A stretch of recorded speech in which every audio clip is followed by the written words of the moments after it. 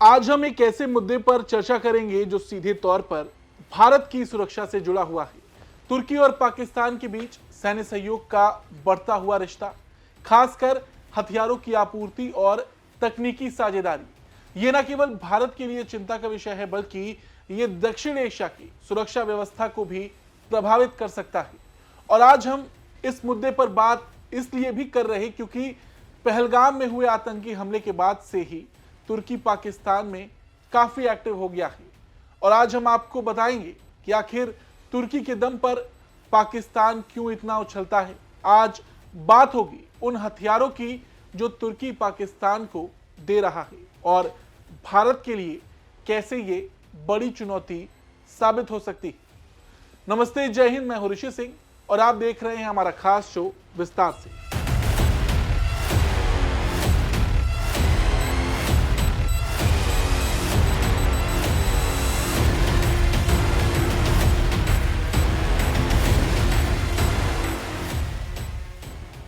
देखिए, ये कुछ हथियार हैं जो तुर्की ने पाकिस्तान को दिए हैं। इनमें कुछ हथियार ऐसे हैं जिन पर चर्चा चल रही है और आने वाले वक्त में ये पाकिस्तान के पास होंगे। तो शुरू करते हैं बैरक्तार TB2 ड्रोन से। ये ड्रोन तुर्की ने पाकिस्तान को दिया है। ये बेहद घातक ड्रोन है और इसकी चर्चा हमेशा से हथियारों के बाजार में होती रही है। अब इस ड्रोन की खासियत क्या है, ये भी जान लेते हैं। देखिए, इस ड्रोन का पाकिस्तान द्वारा उपयोग काफी चर्चा में है। ये ड्रोन पाकिस्तान को जमीनी लक्ष्यों पर सटीक हमले करने की क्षमता देता है, जो भारतीय सीमा के पास अपनी सैन्य तैयारियों को और मजबूत करने के लिए पाकिस्तान के लिए महत्वपूर्ण हो सकता है।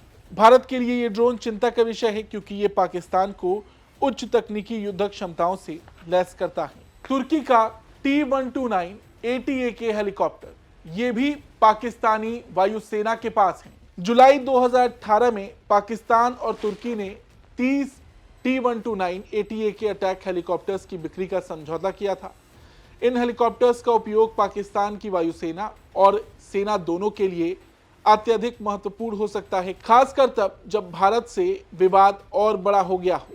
भारत को भी इन हेलीकॉप्टर्स के असर को गंभीरता से लेना चाहिए क्योंकि ये पाकिस्तान की हवाई युद्ध क्षमता को बढ़ाता है। अब तीसरा हथियार जो तुर्की ने पाकिस्तान को दिया है वो है MIL GM एडा क्लास कोवर्ट। तुर्की ने पाकिस्तान को ऐसे 4 कोवर्ट्स प्रदान किए हैं। ये अत्याधुनिक कोवर्ट्स पाकिस्तान की नौसेना के लिए एक मजबूत ताकत साबित हो सकते हैं। ये कोवर्ट्स पनडुब्बी रोधी, सतह रोधी और हवाई रोधी युद्ध के लिए डिजाइन किए गए हैं, जो पाकिस्तान की समुद्री शक्ति को एक नई दिशा दे रहे हैं। ये तुर्की का फाइटर जेट है TAI TF कान। इसकी खूब चर्चा हुई थी क्योंकि ये 5वीं पीढ़ी का लड़ाकू विमान है। अब सोचिए कि इस तरह का स्टेल्थ फाइटर जेट अगर पाकिस्तान के पास आता है तो इसका सीधा असर भारत पर ही पड़ेगा। इसके बारे में अगर हम बात करें तो देखिए, जो रिपोर्ट्स हमारे पास हैं उसके मुताबिक ये तुर्की और पाकिस्तान की साझेदारी का एक और महत्वपूर्ण हिस्सा है। ये 5वीं पीढ़ी का स्टेल्थ फाइटर जेट है जिसकी पाकिस्तान की वायुसेना में शामिल होने की संभावना है। इसकी रडार से बचने की क्षमता पाकिस्तान को भारतीय वायुसेना के खिलाफ एक प्रमुख सैन्य लाभ दे सकती है। कुल मिलाकर देखा जाए तो ऐसे बहुत से हथियार हैं जो तुर्की ने पाकिस्तान को दिए हैं। हालांकि कुछ हथियारों का निर्माण पाकिस्तान के लिए तुर्की ने किया है। अब ऐसे ही एक उदाहरण है पाकिस्तानी नौसेना के लिए टैंकर निर्माण। PNS मोआविन तुर्की की रक्षा इंजीनियरिंग कंपनी STM ने जनवरी 2013 में पाकिस्तान के साथ एक रक्षा समझौता किया। इस समझौते के तहत $80 मिलियन अमेरिकी डॉलर की लागत से एक बेड़े के टैंकर का निर्माण किया जाना था।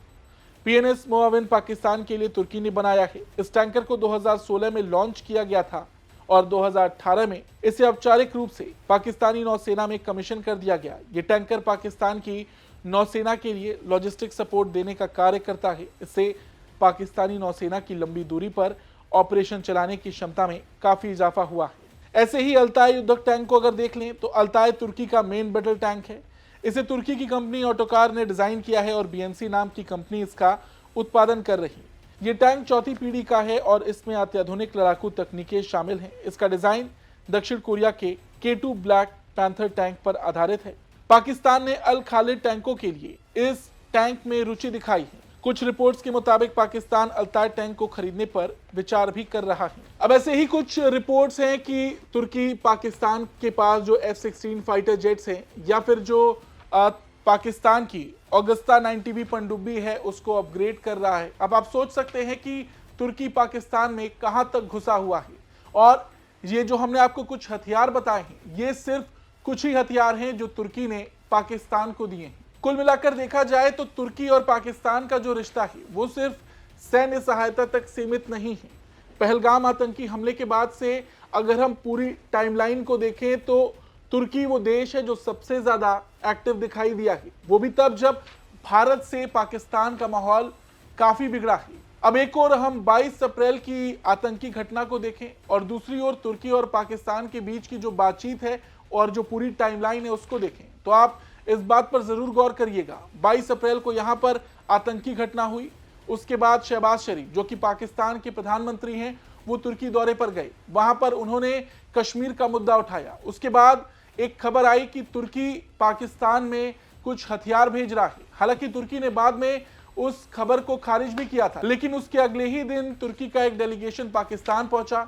पाकिस्तानी वायुसेना का जो हेडक्वार्टर है वहां पर पाकिस्तानी वायुसेना प्रमुख से उस डेलीगेशन की मुलाकात हुई। अब आप सोचिए कि ये क्यों हुआ होगा जब माहौल इतना खराब है। सारे देश तो नहीं कहेंगे, ज्यादातर देश जब पाकिस्तान की खिलाफत कर रहे हैं, वो इस आतंकी घटना को कंडेम कर रहे हैं, उस वक्त पर तुर्की खुले तौर पर पाकिस्तान का समर्थन कर रहा। तो इसके पीछे की भी आप अगर वजह जानना चाहते हैं तो हम आपको बता दें, तुर्की ने हमेशा से पाकिस्तान का ही समर्थन किया है, खासकर कश्मीर मुद्दे पर। पाकिस्तान के लिए तुर्की का यह समर्थन खासकर तब ज्यादा और बढ़ गया जब एर्दोगन तुर्की की राजनीति में आए। 2003 के बाद से पाकिस्तान और तुर्की काफी करीब आए, इसलिए हम ये बात बता रहे हैं क्योंकि 2003 में एर्दोगन तुर्की के पहले प्रधानमंत्री बने, फिर साल 2014 में राष्ट्रपति बने और इस्लामिक देशों को एक साथ लाने का जो उनका सपना है उसको यहां पर नजरअंदाज इसलिए भी नहीं किया जा सकता क्योंकि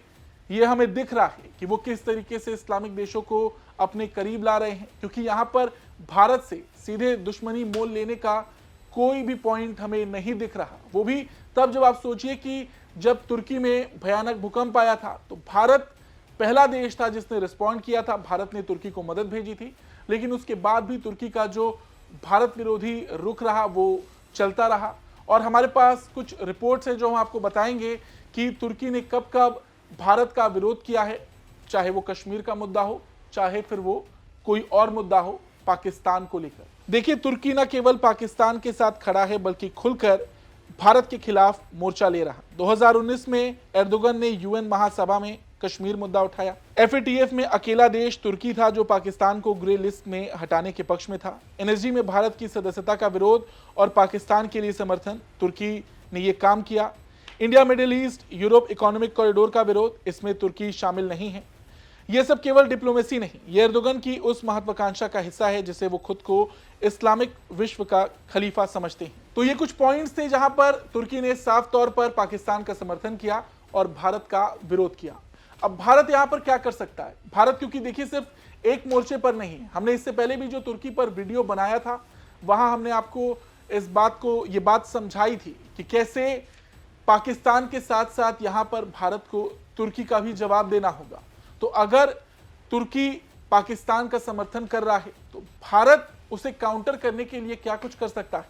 अब इस बात को समझते हैं कि जैसे भारत और पाकिस्तान इस वक्त आमने सामने हैं, वैसे ही तुर्की का ग्रीस से विवाद है, तुर्की का इजराइल से विवाद है, तुर्की का साइप्रस से विवाद है, तुर्की का आर्मेनिया से विवाद है। आर्मेनिया से विवाद इसलिए है क्योंकि तुर्की अजरबैजान का समर्थन करता है। तुर्की, अजरबैजान, पाकिस्तान, ये तीनों देश आर्मेनिया की खिलाफत करते हैं और दूसरी ओर आर्मेनिया भारत से भारी हथियार खरीदता है अजरबैजान का जवाब देने के लिए। तो यहां पर अगर तुर्की पाकिस्तान में एक्टिव होता है तो भारत, ग्रीस, साइप्रस, इजराइल, हालांकि इन देशों से भारत के संबंध अच्छे हैं। ग्रीस की अगर बात करें तो 2023 में पीएम मोदी की ग्रीस यात्रा के बाद भारत ग्रीस संबंधों को रणनीतिक साझेदारी में बदला गया। ग्रीस भारत का कश्मीर पर समर्थन करता है, तुर्की का कट्टर विरोधी। भारत ने साइप्रस के साथ रक्षा सहयोग समझौते किए हैं। साइप्रस का आधा भाग तुर्की ने 1974 में कब्जा कर लिया था। आज भी ये विवाद जारी है। आर्मेनिया, भारत अब आर्मेनिया को हथियार बेच रहा। तुर्की, पाकिस्तान और अजरबैजान, ये तीनों आर्मेनिया के खिलाफ हैं। इजराइल की अगर बात करें तो भारत इजराइल रक्षा सहयोग चरम पर है। इजराइल और तुर्की के बीच ऐतिहासिक शत्रुता रही है। तो ये भारत की रणनीति हो सकती है तुर्की को फंसाने की। हालांकि ये जिन जिन देशों के नाम मैंने अभी लिए हैं, इनसे भारत के संबंध अच्छे हैं।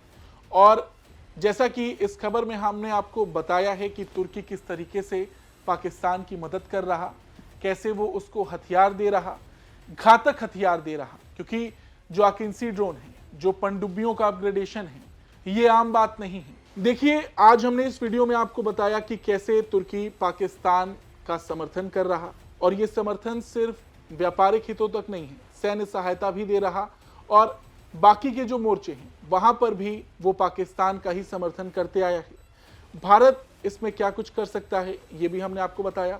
अगर तुर्की पाकिस्तान में एक्टिव होता है तो दूसरी ओर भारत साइप्रस, ग्रीस, इनसे मिलकर वहां पर दबाव बना सकता है। कुल मिलाकर अगर देखा जाए तो पाकिस्तान और भारत के बीच में ये जो मामला अब बढ़ गया है, ये जो तनाव चरम पर पहुंच गया है, यहाँ पर तुर्की एक्टिव होकर पाकिस्तान को समर्थन देकर अपने लिए ही दिक्कतें पैदा कर रहा है, क्योंकि इस पूरे विवाद में तुर्की खुलकर सामने नहीं आ सकता। भारत कोई छोटा देश नहीं है कि तुर्की के या फिर अजरबैजान के किसी भी इन देशों के दबाव से इस पर कोई असर पड़ेगा।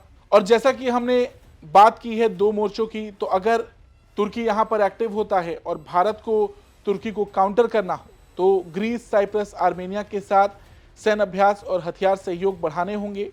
कुर्द मुद्दे को यूएन मंच पर उठाना होगा। इस्लामिक दुनिया में भारत की सॉफ्ट पावर बढ़ानी होगी।